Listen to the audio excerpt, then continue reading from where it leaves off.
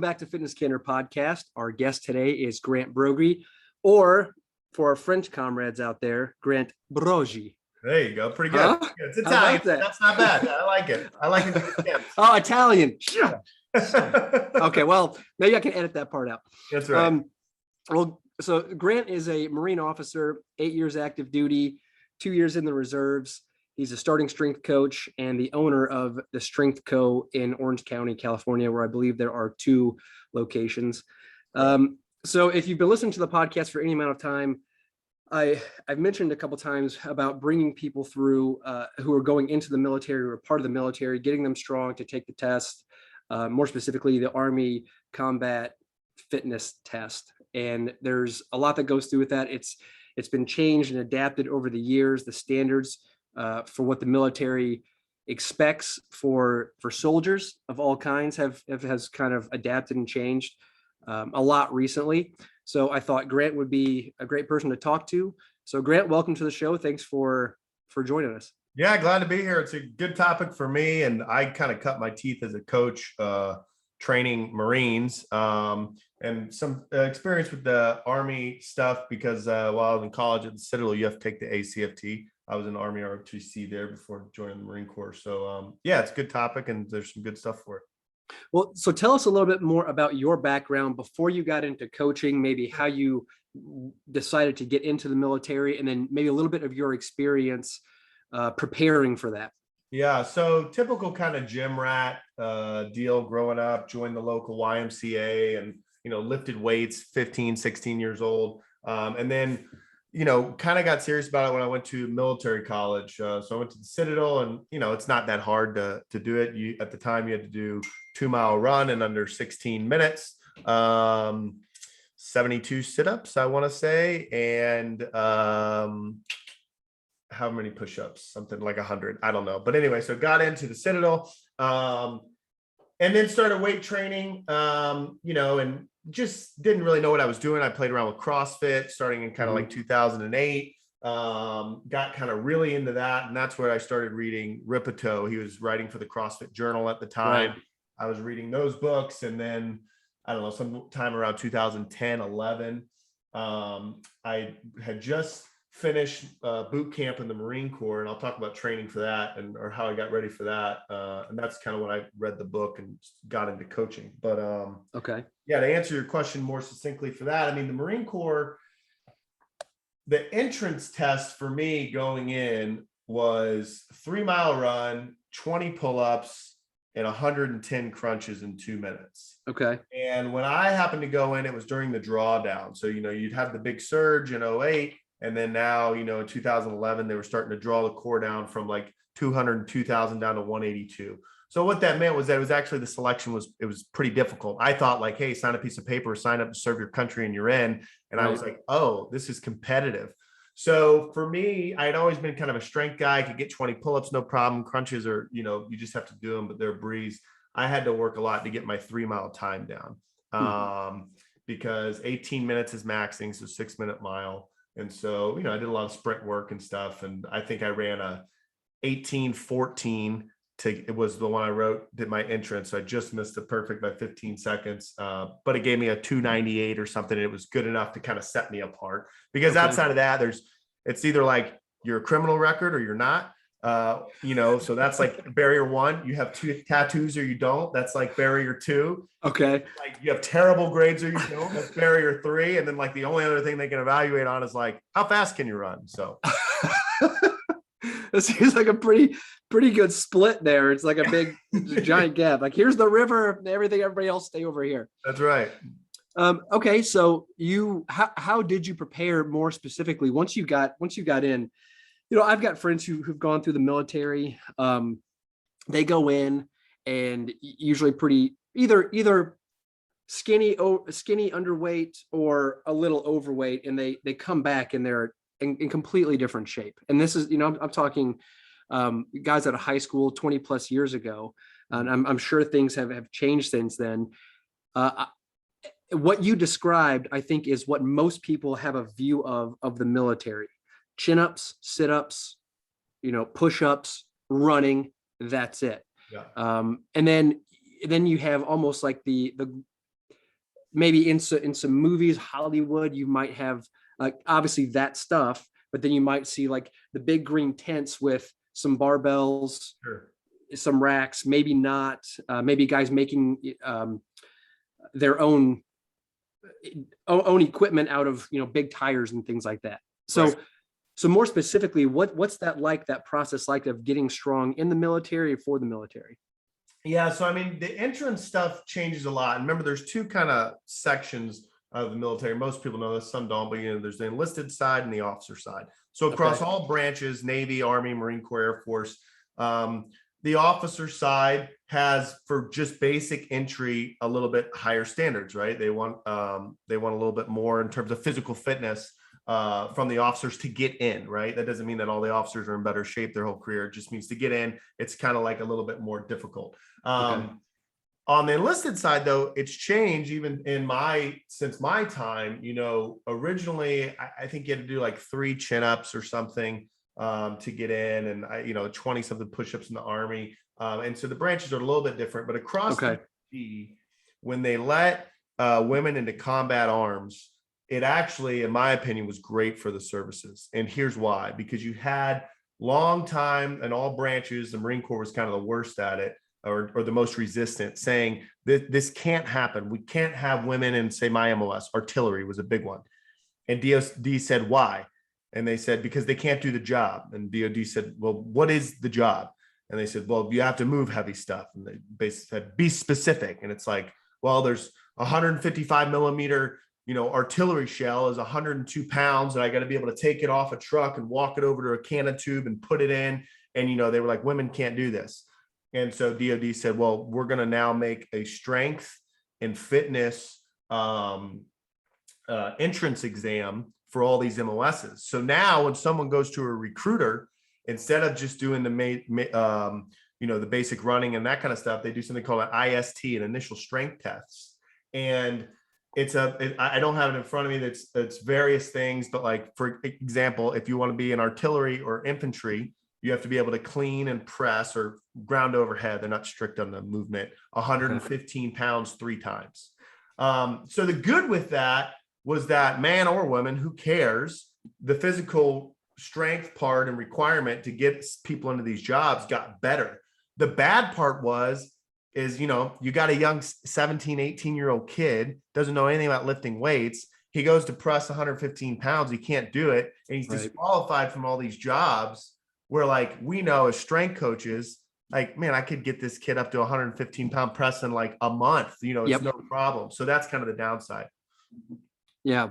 Well, I think you made a couple of interesting points there. But about when did the IST come into play? I want to say it's like 2014. So Obama administration, Secretary Panetta. That's when women combat arms came in, but it was as a result of women going into combat arms, which I think was 14 or 15. Something. Okay, great. Okay, so yeah, very, very recent then. Yeah. So another thing you brought up was the specific tasks that a person needs to do, and that makes me think about all the different tasks in the different parts of the military. So if you're going into the Marines, Army, Navy, Air Force, different tasks for all of those things. But we know, like you said, as strength coaches, strength is going to cover the vast majority of a lot of different things. How strong a person can get, there's a lot of different variables are going to come into that.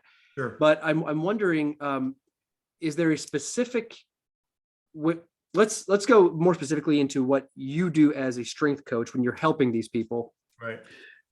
Regardless of what their specific task is, it's going to become easier if they get strong. So I'm going to pull up here on the internet, the Army, specifically this is just for the Army part, the Army Combat Fitness Test Events. And for those who don't know, I'll have a link in the show for this, but it's the 3-rep max deadlift, standing power throw, hand release push-ups, sprint drag and carry, a leg tuck or a plank, and a 2-mile run. So there are standards. Deadlift is based off body weight, right? Yeah, yes, it is. Yep. Yeah, it is. And they go into way more about like how to train for each individual event and all sorts of stuff. So people can look at that. So if we're just specifically talking about what the Army requires, if I don't know any better, I'm looking at all these things that I have to do. For instance, to get better at the 3-rep max deadlift, which is they use a trap bar. A trap bar. Yep. So they suggest doing a sumo deadlift with a kettlebell, some alternate staggered squat jumps, and forward lunges. It seems like a lot, and it doesn't seem very helpful. It almost seems like if you deadlifted, you might get better at deadlifting. Bingo. So going back to my original, regardless of what you're deadlifting with, if you want to get better at the trap bar, it's not like the barbell is going to hurt you in any shape or form. So a coverall, what does a typical program look like for these people preparing for, let's just get specific with the Army and what they're requiring for their fitness test? Sure. So for the Army test, and it's similar, the Marine Corps has something called a combat fitness test. I wish there was deadlift in it. There's not, but it has presses overhead and a sprint and carry kind of deal. We call a movement under fire, where there's some crawling and stuff. And I think it's a really good test. So for the Army combat fitness test, which I've never taken, but in the Marine one, there's two kind of sides of the military that you have to remember. One, you have to perform on these tests because it's based on how you're going to get promoted and how you're going to get paid and how successful you're going to be. But two, you have to perform in combat and in training. And so a lot of people will, say, Marines have no business running and soldiers have no business running. It's a waste of time. They should just strength train. And while I like that in terms of function, and we'll talk about that, but there's some mental aspects of running, right? And because you can either deadlift 500 or you can't, right? Anyone can run 5 miles with enough willpower, right? If they got legs and, so there's some elements there. But to train people, as I've trained, now at the gyms here, I've trained guys to go into enlist in the Marine Corps and in the officer program. And then, in the Marine Corps, train people. I mean, it's real basic, right? The only difference I would do for someone going into the military than anyone else is have them opening up their stride once a week, doing some type of running. I prefer sprinting to have them doing long, slow distance, but I'm going to put them on squats, benches, presses, deadlifts, because for all those tasks that you talked about, I mean, physical strength makes those things easier, whether it's lifting an artillery shell or carrying an 80-pound pack. Having more muscle mass in bad or not ideal conditions is more beneficial. So yeah, I mean, a basic program, like starting strength or, any of them, doesn't really matter. Linear progression, get their squat up, right? Right. Yeah. So that because when the first time that I was introduced to what the Army was requiring, the person I was working with specifically said, we need to start doing these kind of motions. They're so task driven with, I need to start throwing something over my head. And it's well, I understand what they're looking at and where they're coming from. But if I can get an overhead press up, from 65 to 135, right, you're going to be better, right? And then also having the power to, it's looking at it. It's no different than looking at a sport. You've got skill, which is what they needed to do. Because if you're not coordinated enough to pick something up and use your hips and legs to throw something over your head, right, you might not be able to pick up 25 pounds up and throw it over your head. So there's practicing the skill and then getting stronger. Two totally different things. Yeah, and there's some skill, into these tests. But even let's just take the Army one and the Marine one, and I don't think sit-ups are in the Army one anymore, right? They're gone. It doesn't look like it. Yeah. So and that's probably a good change, because in the past, sit-ups and crunches. So I don't do sit-ups and crunches in my training. I squat and deadlift heavy to work out my core, right? But when I had to get ready to do 110 crunches in the Marine Corps, or whatever it was at the Citadel for the Army sit-ups, I had to practice those because it's a range of motion deal that I never do. So even though I have the physical strength, I have to, build the endurance to do whatever, 100 or so. So yeah, I mean, I think most people miss this. They, in the military, and this is for getting in, or it's for doing special jobs or trying out for special forces, is they look at these performance events and they think they need to just practice the performance events. Right. Whereas if they zoomed out and thought about this in terms of what makes you a better performer, what makes you more athletic, what are the things that you can actually get better at. I mean, I can't improve your hand-eye coordination a whole bunch or your vertical jump. I mean, I can some, but man, if I take your squat from 100 to 300, you know, each time you force production legs against the ground, it's a less stressful event. So, you know, which the carryovers to everything in life. Right. So I also want to scale back to something my head kind of got jumbled with a bunch of different things at once. But when I went back, we're talking about different jobs and different tasks. Are you aware of like other branches of the military, what specific tasks? When you were talking about the what was the 115-pound press and stuff? Yeah, things like that. Are there for branches of the military? Are you familiar with other very specific tasks like that? Yeah, I'm not familiar with all the branches, but I mean, I know they're like the specifics, but I know there's similarities. So basically what the Corps did and the Army did too is they grouped up types of jobs. Yeah. So, you know, I think in the, you know, artillery, infantry, and they've gotten rid of tanks now, but I think tankers were like kind of all in the same one. And then the tankers had a caveat for height, because if you're too big, you don't fit in. So you had to be short enough. For once, if you're short enough, you can get the job. So yeah, there was for the strength test, the clean and press is the kind of the biggest determiner. And I can't remember all of them off the top of my head. Let me see if I can pull up on the internet the IST, and we can look at what those events are.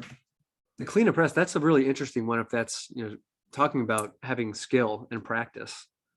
Right. Well, and like I said, they have it as it should be called a ground to overhead. Okay. All right. They don't care if you bend your knees, right?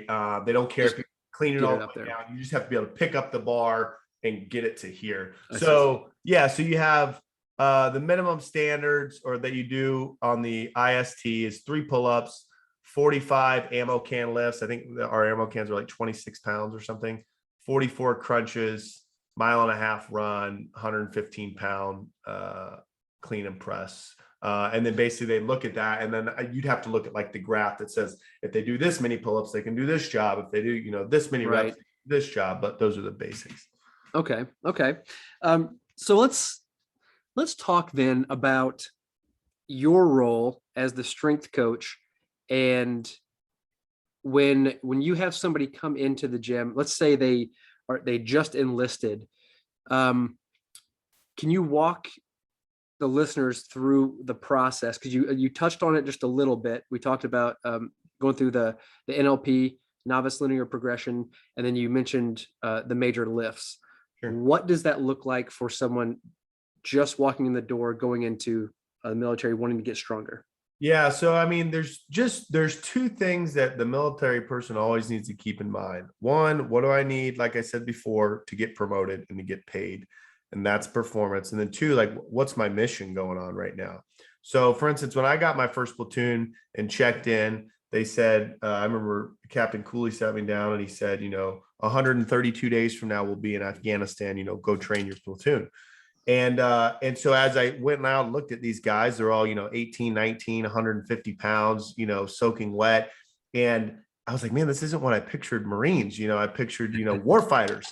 And they were war fighters. They just could benefit from some strength training. And so that's where I put on all these people to the starting strength, what you call NLP, novice linear progression. So I took them, and at that point, we're not training to run a PFT. We are training to go to combat. And so physical strength is going to make all the tasks that they would do in combat easier. So squatting, pressing, deadlifting, 3 sets of 5 on the first 2, 1 set of 5 on the other one, alternating the bench press and the press every other workout, and just adding 5 pounds. And, you know, I had to be creative in terms of, you go into a typical military gym, there's, you know, 5 or 6 racks, and you got 30 guys you're trying to train, and you're allotted, you know, 50 minutes. But this is where sometimes I think the military guys, you know, they look at a program like Starting Strength, which is very outlined and rigid. And if you're not doing this, you're not doing the program. And like, that's great. And all that's fantastic. But I always try to remind people, like, hey, something's better than nothing. right? So a lot of times I'd have the guys squat and press day one and bench and deadlift day two. Because of the time constraints. And guess what? If their squat still goes from 100 to 300, they're way better off. And could it have gone from 100 to 350 if we had done it the other way? Sure. But like anything, the consistent stuff. So I would have them doing that. And then for all my military folks, for both their performance and mission, I like them to do 2 things a week on top of their lifting. So they're lifting 3 days a week, as I outlined, and then 2 things on top of that. One is I like 1 hit session. It can be an assault bike, it can be a prowler, it can be sprints, but I like short bursts of energy followed by resting, short burst of energy followed by resting, whole workout, something 20 to 30 minutes, because that's what happens. You're, whether you're forward observer in the artillery and you're down here and you got all your gear and you got to get up to the top of the hill to set up an observation post, like what is actually happening? I'm lifting a whole bunch of stuff that's really heavy and I'm like, ascending something. So I'm breathing hard. And then I get to the top and what happens? I sit down and right. So I think that's real good to keep that work capacity up. And then I like 1 long, slow distance event. I generally I think service members is good for them to hike. I think it's good for them to be in boots. I think it's good for them to have a load on their back. Running's fine too if people are into it. I just think the impact's a little worse. So I'd rather see them put some type of load on and, not a walk, what we call like rucking, but, a little bit more brisk. And I think I recommend this to, my civilians that are really big into, fitness and really want to take it. I do that once a week. Every Tuesday I do it this afternoon. I load up about 40 pounds and I go, 6 miles at about a 4.5 mile an hour pace. Okay. And so I'm not running, but anyway, I'd put them on starting strength with a little bit of conditioning. Yeah. Okay. So how about the nutritional needs for these guys going through something like that?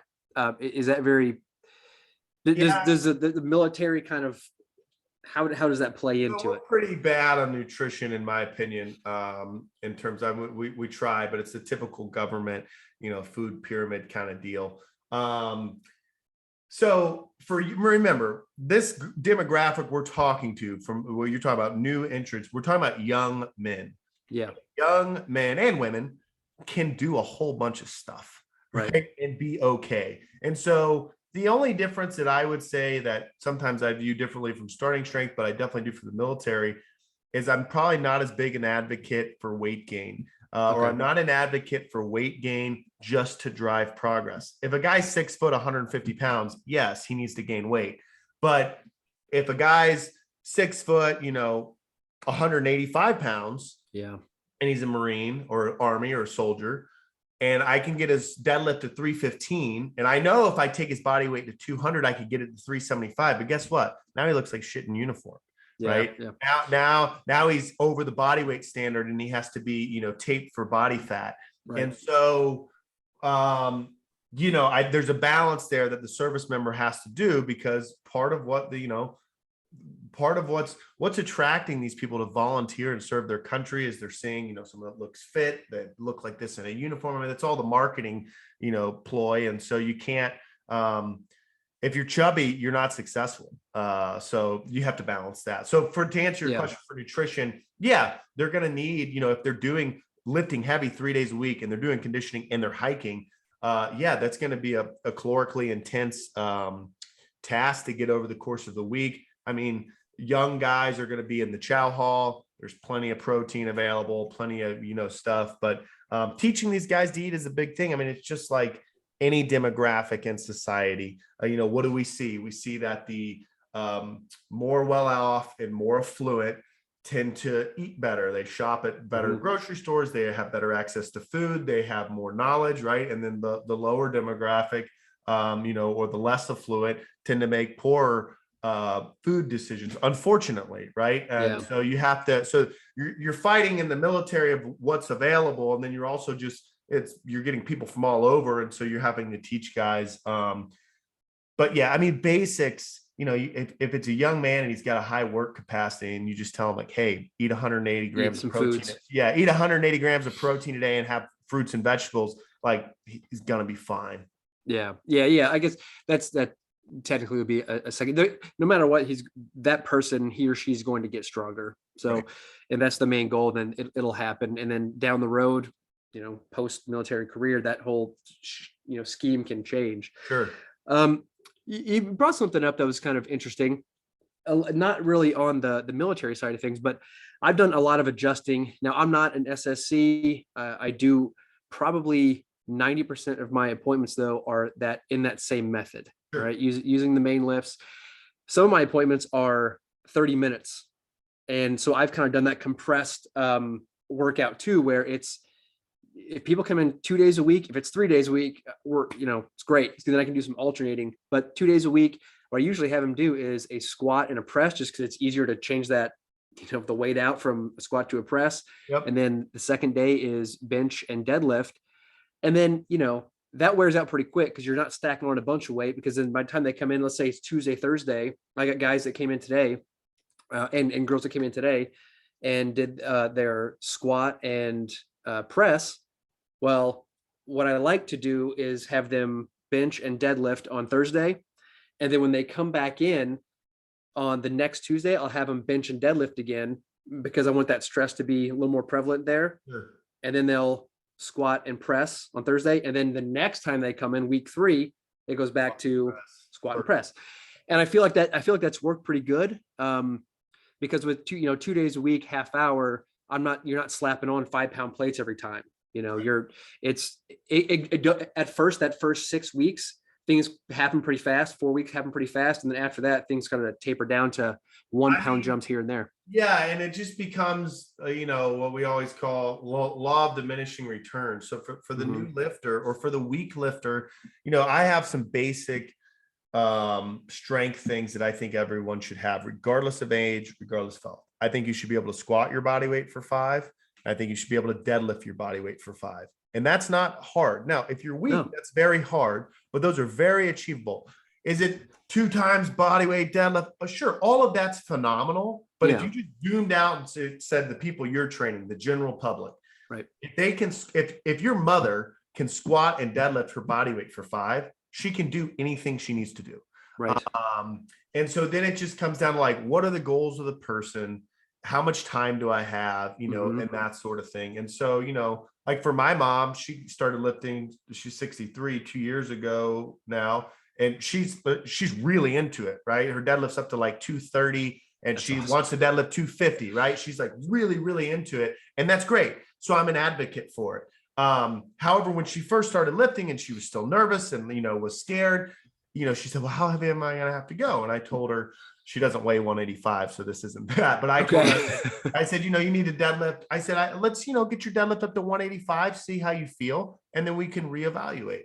And so on your plan, that 2-day-a-week thing, it's great. I mean, I always make the joke tongue in cheek. If I could redo my gyms, I'd make the classes 45 minutes instead of an hour and a half, right? Yeah. Put people and just do 2 lifts and get, but I like having people do the program starting strength as designed, but most people, and I'll let you talk or go, but most people, what I've found doing this, coaching this to the general public and the service, for about 10 years, coaching people, most people are not compliant.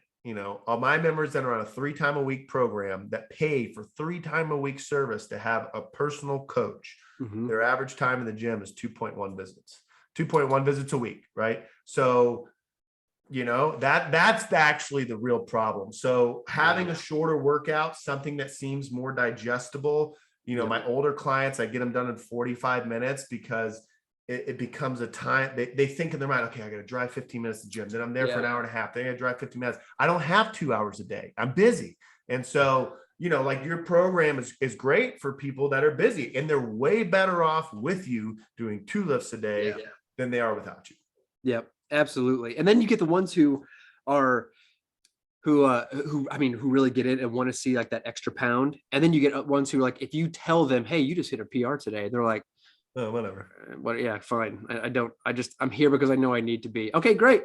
Right. That's fine too. Yeah, that's when I made the switch from a couple of years ago, how I used to train people to the starting strength style. The biggest thing that people had to get used to was taking breaks. Sure. like building in the breaks. Like, look, this is going to be more beneficial. And there's like, well, I just have to sit here. And again, we're not doing 3 to 5 minutes. We might be doing a minute to a minute and a half, Sure. 2 minutes if I can squeeze it in. If I know they have it in, I'm like, all right, just chill for 2 minutes. Right. And then a minute later, they're like grabbing the bar, like smacking their hand down. Right. No, that's always in my kind of like opening elevator pitch, so to speak. I was doing a new lady yesterday, 54, and she ccame in and, hey, I know my doctor told me I need to strength train, and I want to lose 15 pounds or whatever. Great doctor. So as we were going, I was telling her, I said, most people when they come into the gym, they're like, oh, I'm in the gym, I need to be doing something, right? Like the whole time I'm in here, because I'm working out. And so I always kind of explain, why you need rest. And, when I start everyone with 2 minutes, and then I said, what's our goal? Our goal, Sandra, is for your squat. This time it's 60, next time it's 65. So if I can get away with 2 minutes, I'm going to do it. But the second that you're at 75, and I realize after 2 minutes that if you do it right now, you're going to miss. Well, now we're going to rest a little bit longer. And then I cut it just for business and, again, compliance reasons and stuff, 5 minutes. I mean, if I got like a guy that's competing or something, sure, or whatever, but the average person, I never take them more than 5. They just don't need it. And then plus, most people aren't doing any conditioning. Yeah. And so if they've gotten their strength level up, they beat sarcopenia and you have some level of strength, then, some shorter rest periods in doing it can be good for them in terms of work capacity. Yeah, that's true. Yeah. Some general conditioning too. That one trick that I've done is I typically don't like having people put their water bottle by the rack. Sure. So like they'll walk over and put the water bottle down. I'm like, hey, just so I'm not tripping over stuff while I'm putting your plates on, could you put the water bottle? So then they have to stop, right? Go get their water, hang out. They'll talk to somebody, and I'm like, hey, cool, you've got 30 seconds. Let's go. Yeah. But yeah. Well, Grant, if you're doing, before we move on, depends if you're doing a group setting or a one-on-one, right? Because in a group setting, it's like, hey, man, you rest, and then I go coach another person, and it's going to take me 3 minutes to get through the room and back to you. So if you want to be coached, you got to wait anyway. But within a one-on-one, I'm in the same scenario as you. Is like, hang on, chill out. Yeah, chill out for a minute. Right. Yeah, exactly. That's cool. Well, Grant, I appreciate you jumping on and talking some shop. I hope people out there, if they have any questions, they reach out to you. Where's the best way to get a hold of you if they have questions, concerns? Yeah, the strengthco.com takes you to kind of everything. We do a couple articles a month that are free and helpful to people. We're pretty active on YouTube, putting up different stuff so you can see it there. On Twitter, I'm pretty active giving free fitness advice and form checks. If you post a public video of you lifting, I will break it down for free. As long as you do that. My Twitter is Grant SSC. And so that's probably where I'm the most active. Instagram, Facebook, we're on all of it. But yeah. And even though you're in Orange County, California, you guys also do online coaching, correct? Yeah. So just like the platform we're on right now, Zoom, a lot of people have seen me from this very room with this microphone. We do it 6 days a week. There's 3 of us starting strength coaches that log on. We do up to 8 people at a time. And if you're in the garage by yourself and it's, it's sometimes hard to get motivated and, or not knowing what to do. First we teach someone how to lift and then we do this method and it's cool. It builds kind of like a little community and it's a cool little deal. Awesome, Grant. Well, I appreciate your time. Thanks for all you do and we'll talk to you soon. Awesome, man. Thank you.